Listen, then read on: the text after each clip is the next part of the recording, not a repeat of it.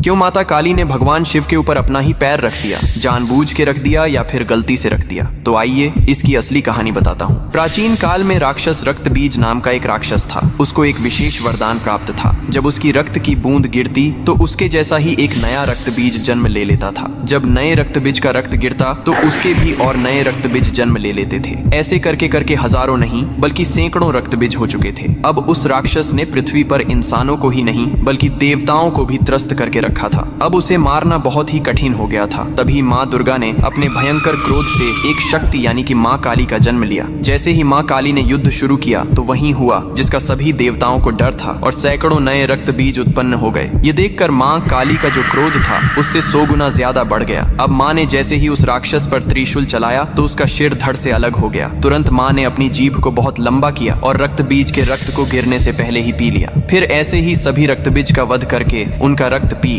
कर उनका क्रोध अब 100 गुना से 200 गुना बढ़ गया था। धरती कांपने लगी थी, समुद्र मथने लगे थे, देवता भयभीत होकर इधर उधर भागने लगे थे। तब देवताओं ने भगवान शिव से प्रार्थना की, हे महादेव, आप ही माता काली के संताप को शांत कर सकते हैं। शिव ने देवताओं की पुकार सुनी और माँ काली के सामने युद्ध भूमि में पहुंच गए। लेकिन माँ अपने तांडव में इतनी लीन थीं कि उन्होंने शिव को भी नहीं देखा। तभी भगवान शिव ने स्वयं माता के चरणों में लेट गए। जैसे ही माँ काली का पैर अनजाने में शिव के सीने पर पड़ा तुरंत उनका क्रोध शांत हो गया। उन्होंने नीचे देखा तो अपने प्रिय पति शिव थे। यह देखकर उनकी जीभ शर्मिंदगी से बाहर निकल आई। इसके बाद शिव ने मुस्कुराते हुए कहा, हे माँ, तुम्हारा यह रूप सृष्टि के संतुलन के लिए था, लेकिन यह रूप अब धरती पर बहुत धाम धूम से पूजा जाएगा। यही कारण है कि तस्वीर में और मूर्तियों में माँ काली को शिवजी पर खड़े हुए दिखाया जाता है, जो बहुत ही शुभ माना जाता है।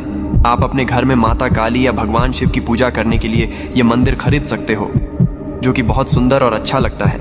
यहाँ टाइप करके आज ही अपने घर मंगाए।